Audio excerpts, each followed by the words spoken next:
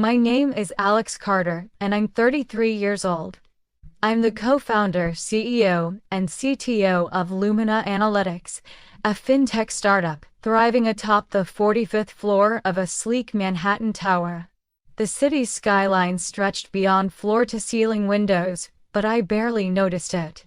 My heart sank as I booted up my laptop and saw the dashboard. $50,000 missing from our joint account. Sweat gathered at my temples. Just a moment ago, I reviewed server logs, allocating $10,000 of my savings to cover unexpected bandwidth spikes. Now this. The hair on my neck prickled under the fluorescent glow as I heard the door slam. I spun around, fingers hovering over the keyboard, wondering who had betrayed my trust. A single unmarked notification blinked on my phone. Act now before it's too late. A photograph lay face down on the marble console beside my coffee mug. It showed Chris smiling carelessly, back when we celebrated our first seed round. Every pixel of that image now felt like a lie to break me. I was 28 the day Chris and I first locked eyes across the hallway of the startup incubator in downtown Boston. I still remember the fluorescent buzz overhead, the tang of stale coffee in the air, and the tentative excitement of 25 young entrepreneurs, all ragged at the edges, dreaming of changing the world. Chris Walter stood out immediately. Crisp navy blazer, polished leather briefcase, and a certainty in his stride that made everyone else feel like they were chasing his tail. I was the exact opposite. Rumpled hoodie, jeans, and coat still smeared with last night's pizza grease. But when we struck up the first conversation about server uptime versus pitch deck polish, I sensed we were a perfect balance of grit and polish. Both of us had scraped together $5,000, 0 cents each in savings to buy our ticket into the program. For me, that was every penny I'd socked away from summer internships at the investment bank, where I'd spent 3 years analyzing risk models. I remember transferring $2,500, 0 cents of that money the night before our application deadline, just to secure a commercial license for a data analysis toolkit. An expense my inner accountant screamed was reckless, but one my inner engineer and dreamer insisted was vital. Chris matched me dollar for dollar without pause. His check handwritten, sharp ink on a crisp check form felt like a binding promise. In week 1, we holed up in one of the incubator's cold white meeting rooms. I cobbled together a prototype of our analytics dashboard. Each line of code was a reflection of the formulas I'd refined in my head for months. Chris drafted a slide deck that evening so compelling it had me tearing up at 2:00 a.m. He pitched our idea, an AI-driven platform to help small businesses detect fraudulent cash flows and optimize operations, as if we were already a Series big success story. Investors lined up to meet us. I watched Chris work the crowd, his handshake firm, his voice steady. I watched him make them believe our vision was inevitable. One rainy Thursday afternoon, exactly 3 weeks into the program, I learned the first lesson that would shape my life. I present to you Exhibit A, a photograph I keep on my office desk today. It's of Chris and me standing in front of Fenway Park, arms thrown wide, faces drenched by drizzle, celebrating our official acceptance into the final demo day. Behind us, a taxi driver honked impatiently, a hot dog vendor waved ketchup-stained hands. I see now that photo as one of pure optimism. At that point, we had spent exactly $10,000, 0 cents, our combined seed on legal feeds, cloud hosting, and a month-long run of targeted ads to attract beta users. The numbers were small, but they represented everything. Our credibility with each other, and our nascent reputation in the Boston tech scene. Our partnership deepened over weekly rituals. Every Monday morning at 7:00 item, Chris and I would meet at The Grind, an inconspicuous cafe with crackling vinyl booths and espresso that cost $4.00 a cup. We'd spend 2 hours discussing product roadmaps, swapping stories of past failures, and sketching out contingency plans on napkins. I'd recount how I once debugged a malfunctioning trading model in my bedroom at 2 o'clock a.m. Fueled by one too many Red Bulls, Chris would counter with his tale of landing a 6-figure corporate contract at his former firm, all on the back of a half-baked proposal he whipped together in an airport lounge. It was in those sessions that I realized his bravado wasn't just surface level, it was backed by a relentless work ethic and a genuine hunger for success. I'll never forget one pivotal night in early fall. I was walking home after an all-nighter, clutching a folder with a draft partnership agreement, legs wobbly from 3 cups of espresso and 0 solid food. A black SUV skidded to a halt beside me on Beacon Street. The passenger door swung open and out tumbled Chris, suit jacket flapping, eyes wildy. "I thought you were alone," he said, face pale. He'd spotted me, recognized the tired slump in my shoulder, and insisted on driving me home. At my apartment, he made me sit, handed me a $50.00 takeout menu, and refused to leave until I'd eaten. "You can't build a billion-dollar company if you collapse in the lobby," he said, voice soft but firm. That night I realized Chris wasn't just a co-founder, he had become a brother. I'd later learn he'd spent $200.00 refueling his car just to make sure he had enough to get me home safely. By December, Lumina Analytics, our brainchild, had onboarded 10 beta clients, boutique restaurants and niche retailers, who paid a nominal $99.00 monthly fee to trial our platform. We tracked every metric obsessively: user retention, feature engagement, and crucially, any flagged anomalies in their transactional data. I remember the giddy rush when our small paying clients reported saving an average of. Chris and I would high-five after every customer testimonial, our excitement rivaling kids on Christmas morning. As the winter chill set in, our Monday morning meetings grew longer and our dreams grew bigger. Chris drafted plans to pitch to the top 5 venture firms in New York, forecasting that with $500,000.00 in new funding we could expand our engineering team from 2 to 6 people, launch a mobile app, and scale our cloud infrastructure. I ran the numbers until my eyes blurred, mapping out how we could double monthly recurring revenue in 6 months without burning through more than 20% of our runway.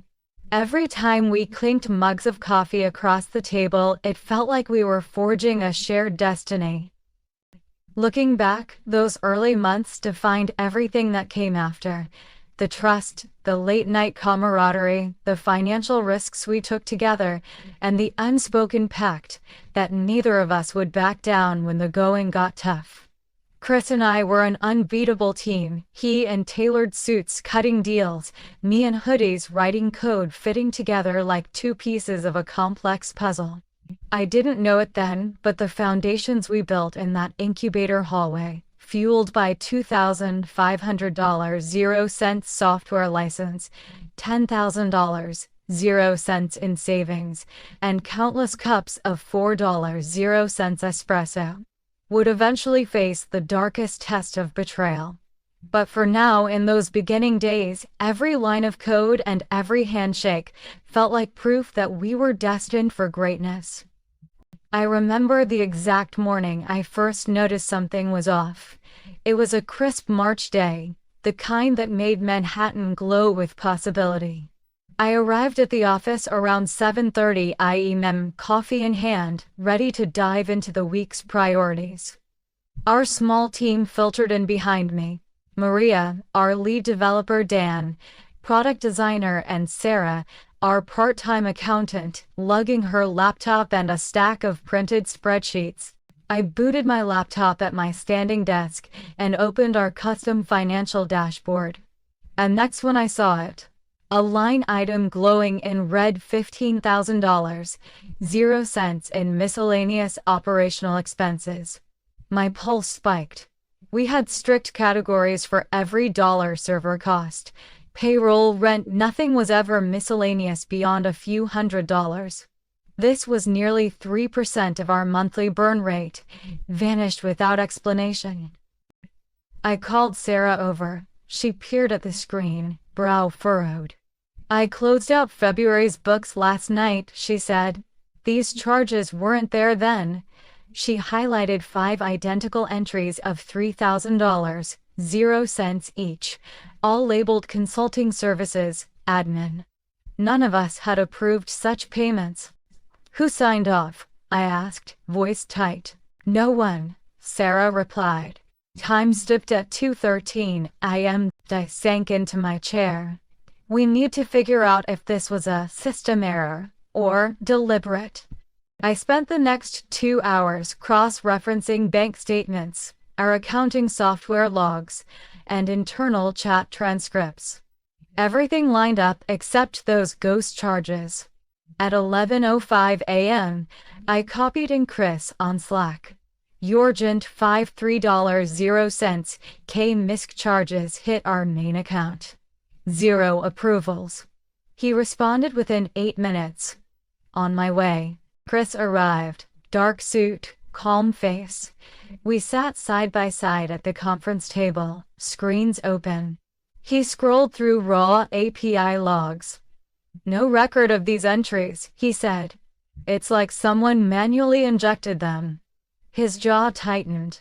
I could practically see the gears turning. By noon, an anonymous email landed in my inbox. Subject line: nice dashboard you have. Body: keep looking over your shoulder. No signature, no clues. I showed it to Sarah. Her lips went pale. I helped a friend run beta trials, she said quietly. They got a message like this. It wasn't a prank. She slid the email across the table.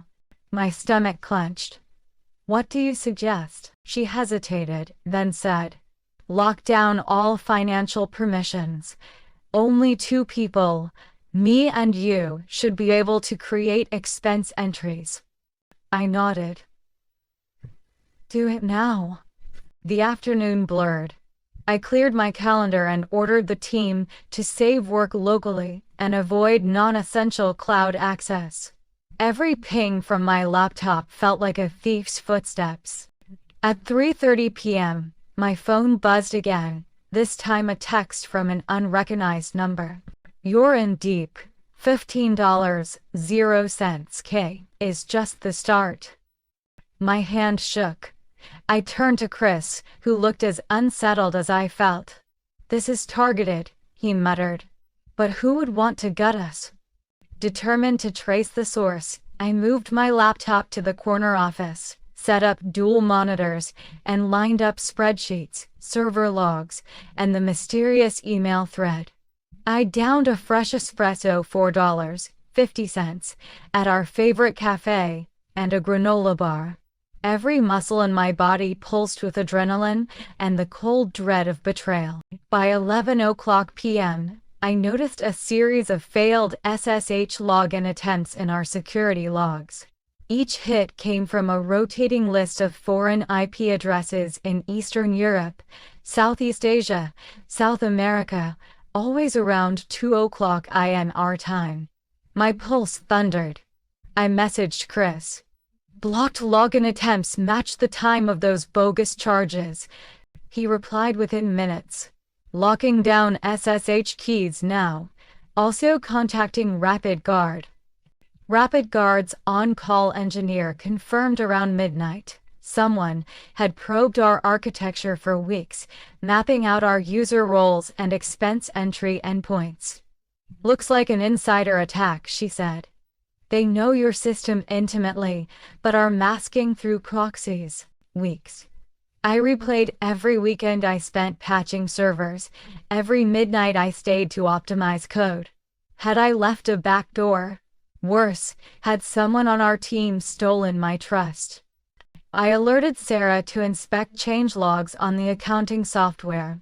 She found that our primary admin API key had been duplicated and used to submit those 5 $3,000 0 cents entries.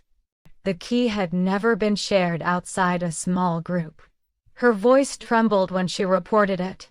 It was used from you and Chris's office workstations, but at times neither of you were logged in. My heart sank. Rotate all keys, revoke old tokens, no exceptions. By 2:00 a.m., exhaustion washed over me, but I forced my eyes open. I pieced together a timeline: midnight probes, 2:13 a.m. ghost charges, early morning alerts. Whoever did this understood our team's habits, our server architecture, even our time zones. I shot Chris one final message. We need to audit every team member's access. Someone we trust is betraying us. He replied almost instantly. I'm compiling a list now. We'll catch them. I stared at the ceiling, fluorescent lights humming overhead. My entire world, my dream, my company, my trust, had cracked open with a single red line on a dashboard. I realized then that first sign of trouble was never just the money. It was the dawning knowledge that someone close enough to share your victories could also be the architect of your downfall. And this was only the beginning. I remember the moment I realized it wasn't a technical glitch or an anonymous hacker. It was Chris. It was a Tuesday evening, exactly 2 weeks after the miscellaneous charges first appeared, and I'd been burning the midnight oil in our Manhattan office. At 11:47 p.m., I heard my Slack chime. Alec, check your email. Urgent. It was from Sarah, our accountant. My heart skipped. I opened her message and saw 3 attachments. A PDF of our bank statements, highlighting 3 withdrawals of $10,000, 0 cents each. An expense report flagged by our system, and a red ink annotation reading, signed C. Walters. My breath caught in my throat. I'd seen Chris's signature 1,000 times on pitch deck, on incorporation documents, on the lease for our Pithouse office. This signature was his, no question. I swiveled around in my chair and stared at the office door, half expecting Chris to walk in and laugh it off as a prank. But the hallway was silent. My reflection in the glass wall looked back at me, pale, eyes wide, lips pressed thin. I clicked open the first withdrawal entry. It was time-stamped 3:02 a.m. on a Sunday 3 weeks ago. That was the night I'd been home with a fever, curled up under my duvet, texting Chris from my bedroom. Server logs look good. I need rest. Talk Monday. I closed my eyes and replayed our last weekend chat.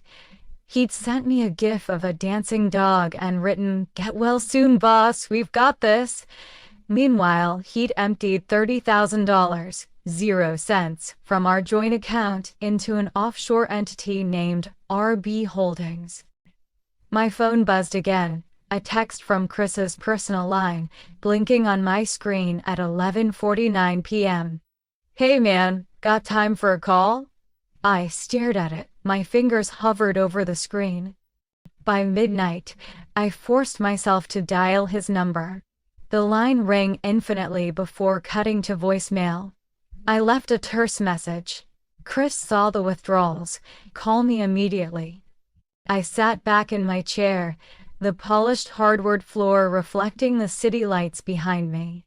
I'd trusted Chris with every critical decision: code reviews, server architecture, and investor negotiations. I'd even given him a gift last December, a limited edition Rolex Suite 250. I'd bought with my personal savings, $8,000, 0 cents, engraved with the motto, "To my brother in arms." I'd watched his grin when he opened it at our holiday party, the applause of our staff echoing in the loft. I'd never expected the man I'd celebrated as my brother to be the architect of this heist. The next morning, I confronted him in person. He arrived at the office at 8:03 a.m. precise as always in a charcoal suit, tie knotted perfectly. His phone buzzed in his pocket, but he didn't check it. Our team was already at their desks, eyes darting between us. I gestured for him to join me in the conference room. I slid the bank statement across the polished table. He raised an eyebrow. "Morning, Alex. What's that?"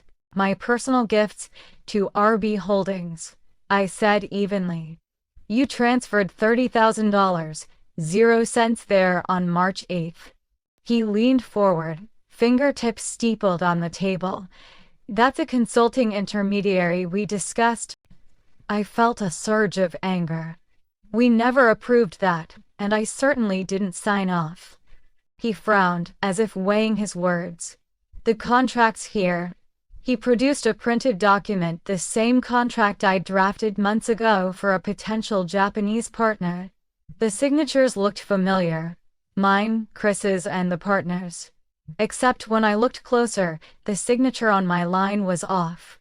The loops in the Alex were too rounded, the tail of the X too exaggerated. My heart pounded. "So you forged my signature," I whispered.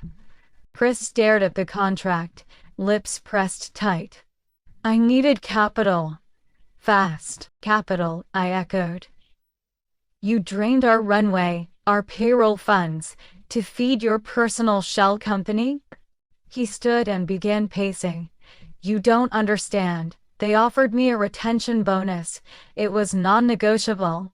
I mean, if I didn't secure it, they'd walk." I felt bile rise in my throat. "They wouldn't have come anywhere near Lumina if we hadn't built this together. You took advantage of me." He stopped and looked at me, eyes hard but with a flicker of regret. "Alex, I'm sorry. I thought I could pay it back before the seed round closed." I laughed, a sharp bark that echoed off the glass walls. "Pay it back? You put our entire company on the line for your bonus. You're telling me you gambled with my savings, with our people's salaries?" I opened my laptop and pulled up the server logs. "Here," I said, sliding the screen toward him. "Look at the SSH history. You accessed the admin key at 2:50 a.m. that Sunday, and again at 3:15 a.m. You circled back twice more after maintenance checks. You knew exactly which endpoints to hit. Each line on the log blurred in my vision. Every entry was another betrayal." Chris sank into a chair, head in his hands. "I panicked," he muttered. "Our runway was shorter than we thought. The Japanese contract fell through. Erika Suzuki pulled out last minute. I didn't want to admit failure." I slammed my hand on the table. "Our investor deck said we had 6 months of runway, Chris. We updated them last month. You falsified our forecast, didn't you?" He looked up, tears glistening. Yes. I thought if I could just bridge the gap with this shell payment, I could renegotiate terms and keep things afloat until our next raise." I stood, voice cold. "You betrayed the trust of every single person in this company. Do you have any idea what this will do to morality, to our credibility?" He shook his head, shoulders trembling. "I know. I'm sorry, Alex." "Sorry doesn't cut it." I backed toward the door. "I'm calling the board and legal. You're no longer in a position of authority here. Pack your things." As I walked out, I felt a hollow ache, not just at the betrayal but at the end of a partnership I'd thought indestructible. That morning, Chris Walters ceased to be my brother-in-arms and became the antagonist in the story of my company's survival. The shelves of that forged contract, the echo of his footsteps retreating down the hallway, and the weight of $30,000, 0 cents, disappeared from our account, all of it crystallized in a single moment. I realized the true cost of betrayal isn't the money you lose, but the foundation of trust you can never rebuild. I barely remember walking home that evening. The neon lights of Manhattan blurred into streaks of red and gold as I navigated the crowded sidewalk, shoulders hunched against the weight of the world. My palms were clammy, and every heartbeat felt like a hammer pounding against my ribs. When I reached my apartment, I fumbled with my keys for what felt like an eternity before collapsing onto the hardwood floor. My phone lay beside me, screen cracked from an earlier flurry of frantic pacing. I stared at it for several minutes, unable to summon the energy to even reach out and delete Chris's name from my contacts. I dragged myself to the kitchen and poured 3 cups of coffee, black, cold, each one a desperate attempt to keep my eyes open. They cost me nearly $10, 0 cents in total, but I barely noticed. I collected paper plates covered in crumbs from takeout containers, leftover pad thai, and shoved them into the trash. I couldn't remember when I last ate a meal that didn't revolve around urgency or self-pity. My body shuddered as exhaustion and adrenaline warred inside me, neither willing to cede control. By 2:00 a.m., I was sprawled on the couch, staring at a blank document titled Alex's Notes. The cursor blinked mockingly. A single tear slid down my temple. I typed betrayal, and then deleted it. I typed failure, and then deleted it. My mind replayed every laugh Chris and I shared, every high five after securing a new client, every vow we made over $4, 0 cents cappuccinos at the grind. How could someone who stood beside me through every milestone become the person who nearly destroyed everything I'd built? I finally dialed the therapist's office, Dr. Evelyn Harper, who had counseled me through my father's illness 2 years earlier. She answered on the 3rd ring. "Alex," she said gently, "I'm so sorry you're calling this late." I whispered, "I need help. I can't stop shaking." She instructed me to lie down and breathe into my diaphragm. Annexed chest and exhaled as instructed, feeling my chest constrict and relax in unsteady waves. We spoke for 30 minutes. She reminded me that shock was normal, that I was experiencing acute stress. "Your body is responding to trauma," she said. At the end, she scheduled me for a $200, 0 cents, hour-long session the next day. I thanked her, but my voice sounded distant, hollow. The next morning, I dragged myself to Dr. Harper's brownstone in Brooklyn. The session was a blur of tears and trembling hands. I told her about the forged signature, the offshore transfers, the late-night SSH logs. She handed me tissues as I recounted how I'd gifted Chris an $8,000, 0 cents Rolex, believing in him like a brother, only to have that trust shattered. I spoke until my throat felt raw, my voice a broken whisper. She diagnosed me with burnout coupled with betrayal trauma. She recommended a short break, meditation exercises, and a strict no-work window each day for at least a week. I nodded numbly, but I knew my insomnia and the demands of our seed-round timeline wouldn't let me rest easily. Back at the penthouse office, I locked myself in my private study. I sank into the high-bulk leather chair and closed my eyes. My mind darted from one catastrophic thought to another. We'll miss payroll. Investors will pull out. I'll never trust anyone again. My body trembled with each imagined scenario.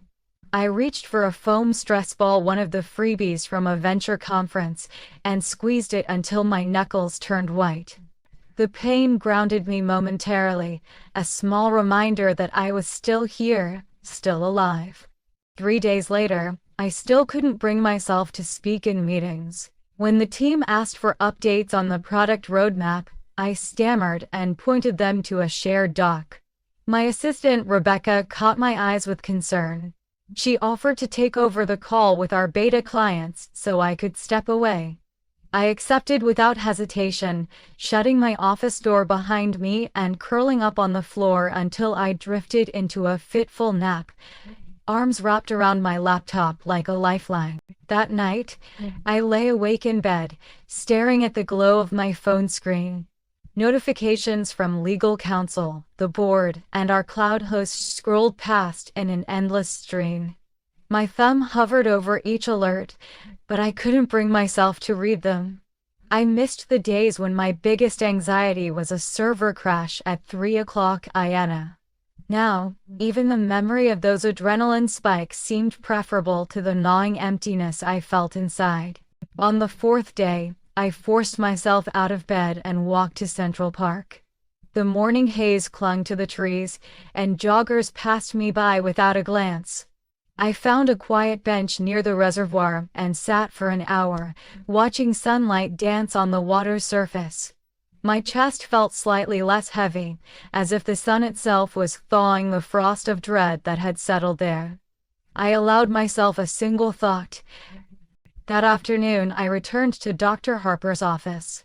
We worked on grounding techniques, focusing on 5 things I could see, 4 I could touch, 3 I could hear, 2 I could smell, and 1 I could taste.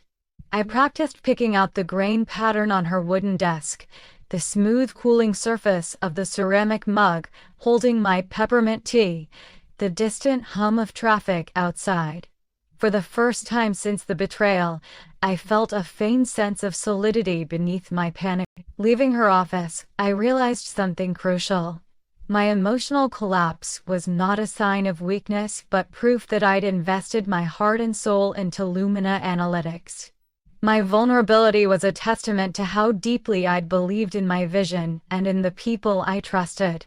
As dusk settled over the city, I tucked the therapy bill, 0 cents, into my wallet and steeled myself with a single vow. I would rebuild not just the company but the person I was before this betrayal. I would emerge from this darkness stronger, wiser, and more resilient than ever. I woke up on the 6th morning after the collapse with my phone buzzing insistently at 6:15 a.m. Groggy and still raw from the week's ordeal, I silenced the alarm and scrolled through my messages. One subject line stood out. "Alex, your fight isn't over." It was from Laura Whitman, my former mentor at Eagle Ridge Capital, who'd guided me through my first pitch 3 years ago. I hadn't expected to hear from her so soon, but when I saw her name, a spark of something, hope maybe, flickered in my chest. Laura's email was brief but powerful. She reminded me of the resilience I'd shown when my father fell ill and how I'd managed deadlines and stress with unflinching determination. At the bottom, she'd wired $5,000, 0 cents, with the note, "Seed money for your comeback. Use it wisely." My breath caught. This was the first injection of support, financial and emotional, I'd felt since Chris's betrayal. For the first time in days, I allowed myself a small grin. I brewed a mug of strong black coffee on my kitchen counter, the steam curling around my face like a promise of better things. I opened my laptop and transferred the $5,000, 0 cents, into our emergency legal fund to pay for the next round of audits. Even that small act, clicking confirmed, felt like reclaiming a piece of my power. I leaned back in the swivel chair, closing my eyes, and let the caffeine and Laura's confidence settle in my veins. Immediately after, I laced up my running shoes and headed down to the East River waterfront. It was barely 7 o'clock a.m., and the river's path was dotted with early risers, cyclists, dog walkers, and a handful of serious runners. The morning air was crisp, each breath like a reset button for my frayed nerves. I set a modest goal, 5K, and focused solely on my footfalls and the river's glassy reflection. Mile by mile, the tightness in my chest loosened, the thoughts of forgeries and stolen funds receding behind each exhale. By the time I reached the turnaround point near Jane's Carousel, my legs were burning, but my mind felt clearer than it had in days. When I got home, I jumped straight into a quick strength routine I'd saved on my phone: push-ups, squats, plank holds. My muscles protested, reminding me how long it'd been since I'd pushed myself physically rather than mentally. The pain was good proof that I was alive, that my body and mind were eager to rebuild.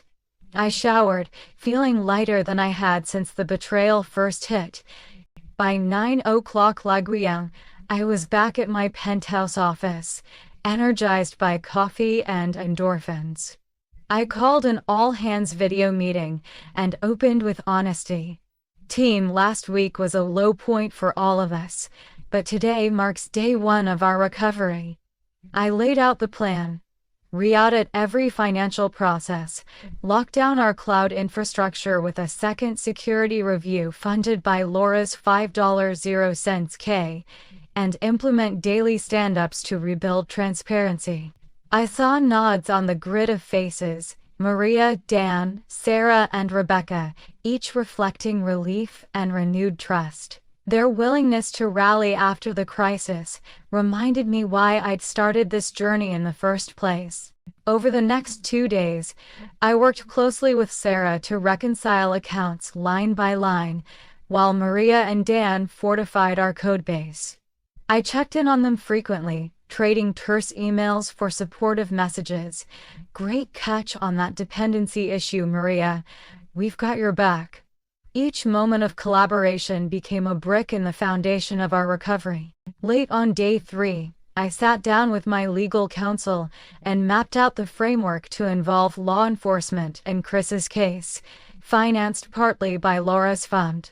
Even that felt like a victory, turning victimhood into action. I updated the board with a concise report and ended it with, "We will emerge stronger and more secure." I hit send, then leaned back and exhaled a breath I didn't realize I'd been holding. That evening, I treated myself to a small reward, a new pair of running headphones, $120.00, but worth every penny for the promise of future dawn runs. I slipped them on and jogged back down to the river, this time with an upbeat playlist to remind me that recovery could be joyful, not just necessary. As the strokes blared in my ears and the city lights reflected off the water, I felt a surge of determination. This was not the end of my story, but the hard-earned prologue to a stronger chapter. By the end of the week, our bank balances had been reconciled down to the last cent. Security audits were completed with 0 critical vulnerabilities, and our investors had received a transparent update that drew praise for our swift, decisive response. Most importantly, I rediscovered a core truth. Even when everything seems lost, the support of mentors, the clarity of physical exertion, and the solidarity of a committed team can spark a recovery that no betrayal can extinguish.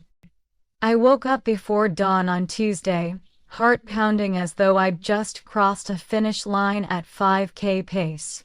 I'd spent the previous weekend steadying the ship, legal filings submitted, security audit closed, key rotations complete, but I still felt adrift without proof that Chris acted alone. Today was the day I would hit back. First, I drafted a terse email to Detective Ramirez at the NYPD's Cybercrime Division. I summarized our case.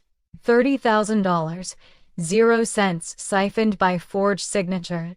Multiple unauthorized SSH sessions traced to our admin API key and offshore transfers to RB Holdings. I requested an in-person meeting. As I hit send, I felt the first stirrings of control return. Next, I called Allison Pierce, the private investigator I'd hired at $3,000, 0 cents, per day 3 days earlier. Allison had started by mapping out everyone with privileged access over the past 6 months. Me, Chris, Sarah Jennings, Rebecca Lee, my assistant, and our part-time security consultant. She ran background checks, cross-referenced blogging data, and combed through chat logs exported from Slack.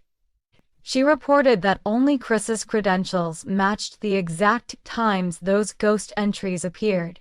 No other user had permission or opportunities. I cleared my calendar and headed to the NYPD precinct. Detective Ramirez met me in a small, fluorescent-lit interview room at 10 o'clock a.m.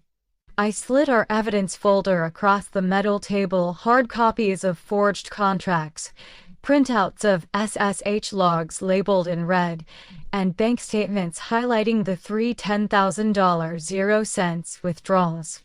He reviewed each page methodically, nodding. "Solid chain of custody," he said, tapping the logs.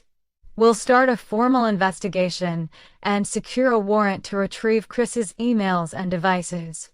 Meanwhile, we may need your assistance for a controlled confrontation." I exhaled, relief and adrenaline mingling. Whatever it takes. Back at the office, I convened a meeting with Sarah and Rebecca in our boardroom at noon under the guise of planning our next product sprint. I couldn't let Chris catch wind of the investigation. He was still technically on our payroll until the board finalized his termination. I framed it as a routine security practice drill. I asked Sarah to walk through the revised approval workflow for Rebecca to demonstrate multi-factor authentication step. All the while, I watched their faces, grim determination on Sarah's, supportive concern on Rebecca's. They were ready to stand by me. Late that afternoon, Allison called with an update. She'd obtained surveillance footage from the building's 2 a.m. elevator cameras that corresponded to the dates of the ghost charges. The video showed Chris exiting the freight elevator with a standard access badge at 2:05 a.m., heading to the server room. No one else was on that floor at that hour. I requested copies of those timestamps, just enough to confront him without alerting him to the full scope of our evidence. I booked a conference room under board meeting at 7:30 p.m., knowing Chris would show up out of professional obligation. I printed a 2-page summary of the evidence: video stills, login timestamps, contract comparisons. I left my phone in my pocket, set on silent, and dimmed the lights to a neutral glow. Chris arrived precisely on time, as was his custom. He was always punctual. He wore a navy sport coat over a crisp white shirt and carried a slim leather folio. I nodded curtly. "Thanks for coming, Chris," I said. "We need to clear the air." He settled into the chair opposite me, folding his hands. "Sure. What's this about?" I placed the video stills on the table. "This is freight elevator footage from March 8, 2:05 a.m. I tapped the grainy image of him walking toward the server rack. "We know exactly when you entered the server room." His face went blank. He glanced down at his hands. I slid over the SSH log printed in red. "And these are system logs, showing your API key pushing false entries at 2:13 a.m. and again at 3:02 a.m. on the same night you had an alibi texted to me." He swallowed. I can explain." I took a breath. "We also have the contract you forged signature date matching the withdrawals. We've matched your signature style in a forensic analysis." I tapped the annotated PDF. "We've spoken with the bank, and the Japanese partner. They never received funds. It was a shell company." Chris's head lolled against the chair back. His eyes closed. "Alex," he began, voice trembling. I pressed on. "I've already met with legal counsel. The board voted on my behalf to terminate you, effective immediately. Detective Ramirez is preparing to serve a warrant on your devices. I'm offering you a chance to cooperate. Come clean now, and I'll request leniency. Refuse, and you'll face full charges." He opened his eyes, red-rimmed. "I'm sorry," he whispered. "I thought I could fix it before anyone noticed." I panicked when Erika Suzuki pulled out of the deal. Our runway looked shorter than reality. I saw an opportunity and I took it. My chest twisted.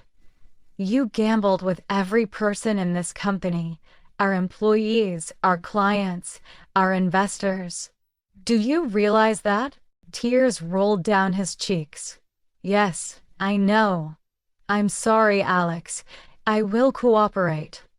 I stood. Then we'll walk down to the precinct together at 8. Make sure you bring any personal devices you used. He nodded, defeated. As I left the conference room, I felt the weight lift. For the first time since the betrayal, I believed I could reclaim not just my company, but my sense of justice. The game had changed. I was no longer on the defensive. I had evidence, allies in Detective Ramirez and Allison Pierce, and a team whose loyalty I'd earned back through transparency. That night, I sent a final email to all staff, carefully worded to announce Chris's termination, pending further legal proceedings, and thanked everyone for their unwavering dedication. I saw responses pouring in, words of support, vows to push forward, even a few jokes about forcing me to buy coffee for the next Monday meeting. Sitting alone in the dimly lit office afterward, I realized that turning the tables wasn't about vengeance, it was about restoring integrity. I had to prove to the world, to our customers and to myself, that betrayal wouldn't define Luminar Analytics. The true victory lay not in Chris's downfall, but in our collective rebound. With the board's backing, law enforcement stepping in, and the team united behind a clear security plan, I finally felt the tide turning in our favor. I want you to meet Sarah Jennings, our part-time accountant, and the unsung hero of Lumina Analytics. At 27, she'd just moved to Manhattan from Philadelphia, trading in her steady corporate gig for the thrill of startup chaos. I first met Sarah over a stack of spreadsheets during our beta launch last. Her eyes lit up when she spotted anomalies in 10 different restaurant accounts, each showing exactly $7,500.00 in suspicious consulting fees. She didn't blink.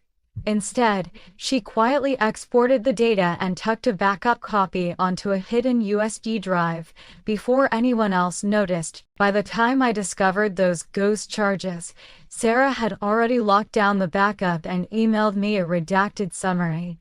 She explained, in the calmest voice imaginable, that she'd once worked for a Big Four firm, auditing Fortune 500s, and that her instinct was never to panic, but to document.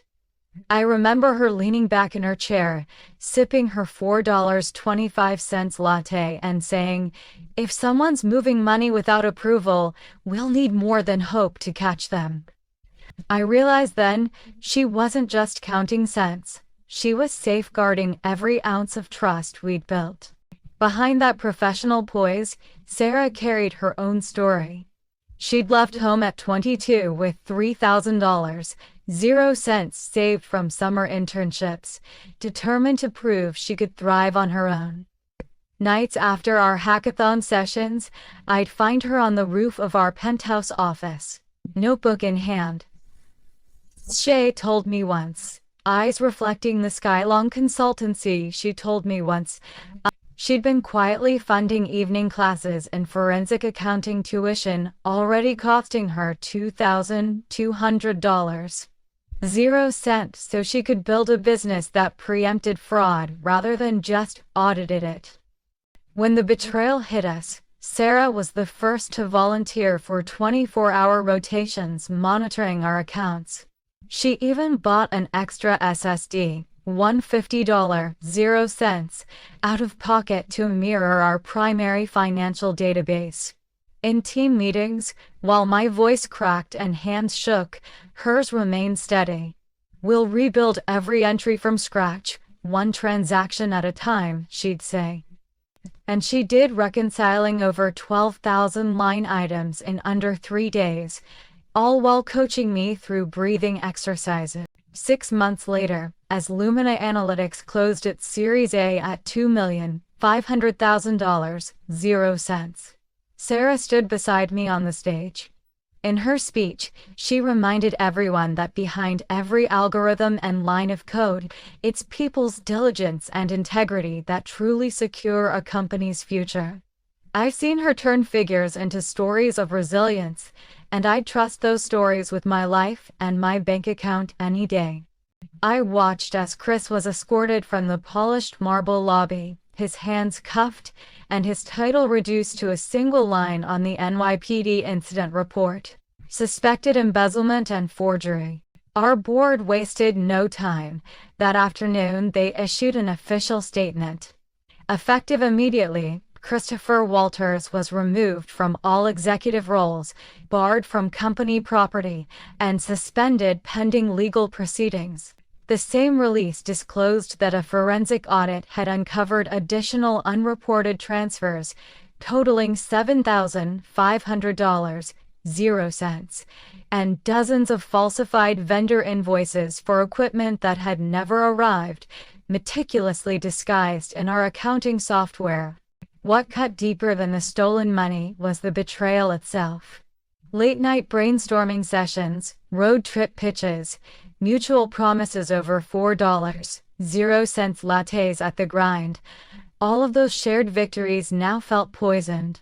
3 of our 10 beta clients pulled the plug on their trials, citing reputational risk. One boutique bookstore even threatened a $2,000 lawsuit, claiming misdirected anomaly alerts had cost them lost revenue.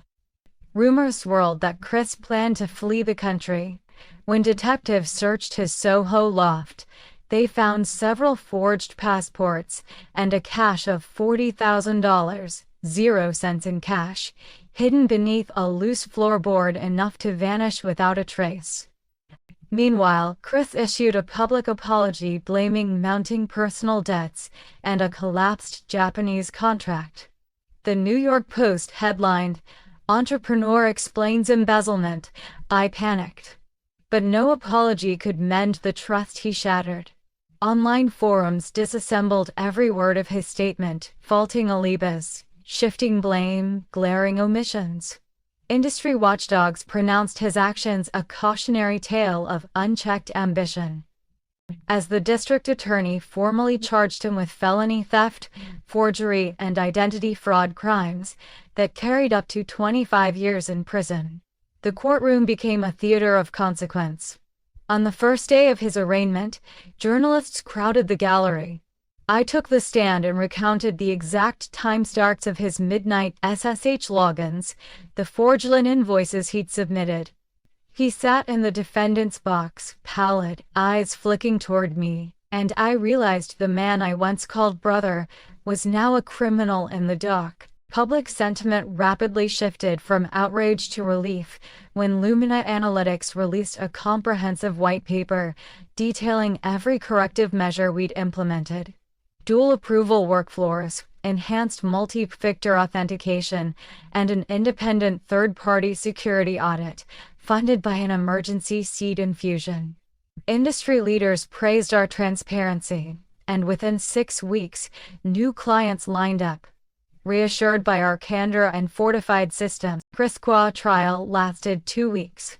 In a plea agreement to reduce charges, he admitted guilt and agreed to 3 years probation, 6 months of community service, and $45,000 in restitution. The judge, remarking on the breach of fiduciary duty, sentenced him accordingly and imposed a permanent ban on holding officer positions in any registered corporation. Media coverage of the verdict was swift and unambiguous. Felony forgetful avoids jail, tech co-founder faces prohibition. Though some commentators lamented the absence of prison time, the consensus was clear: Chris had paid dearly. His professional reputation lay in tatters. The once promising entrepreneur now faced the harsh reality of public shame, financial ruin, and the collapse of his personal network. In the aftermath, Detective Ramirez, a seasoned cybercrime investigator, met me in the precinct hallway. He shook my hand and said, "You built something stronger than before."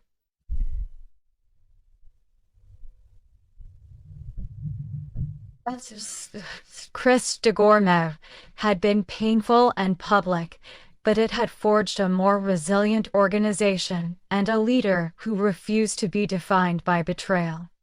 Today, when I think of Christopher Walters, I no longer recall our alliance over whiteboard sketches and late-night code reviews. Instead, I remember court transcripts, evidence binders, and the echo of a gavel that closed the chapter on his ambition. His ruin stands as a testament to the price of deceit, but also to the power of integrity. From the ashes of his downfall rose a company reborn, fortified by transparency, trust, and the hard-earned wisdom that no single person, however charismatic, is bigger than the values that guide us. I remember the morning our lead investor called with congratulations instead of concern. We had just closed a $250,000 0-cents contract with Greencrest Ventures, a top-tier Midwest fund focused on ethical fintech. The news caught me mid-stand-up meeting, where I'd paused to hear the words I feared I'd never utter again. We believe in Lumina's integrity. Exhaling a breath I didn't realize I'd been holding, I shared the update with the team, watching smiles replace the exhaustion in their eyes. But that victory was only half the lesson. 2 days later, I received an offer from Meridian Capital, a $1 million 0-cents seed investment to catapult our growth. The terms were aggressive. Relinquish 25% equity and accept board seats that could dilute our decision-making. It was tempting, a chance to erase any memory of Chris's betrayal with sheer firepower. Yet, as I held the term sheet, I recalled the promises we made when Maria traced those first ghost entries, when Sarah reconstructed every line of our P&L, and when Laura's $5,000 0-cents reminded me that money without trust is empty. So, I made a choice. I drafted a letter to Meridian's partner, thanking them for their confidence, but declining the offer. Instead, I doubled down on our organic growth, negotiated a modest $250,000 0-cents bridge round with existing investors, and kept our cap table clean. That decision cost us rapid expansion, but it secured something far more precious: control over our vision and the peace of mind that no hidden clause could undermine our value. In the weeks that followed, Lumina Analytics regained its footing.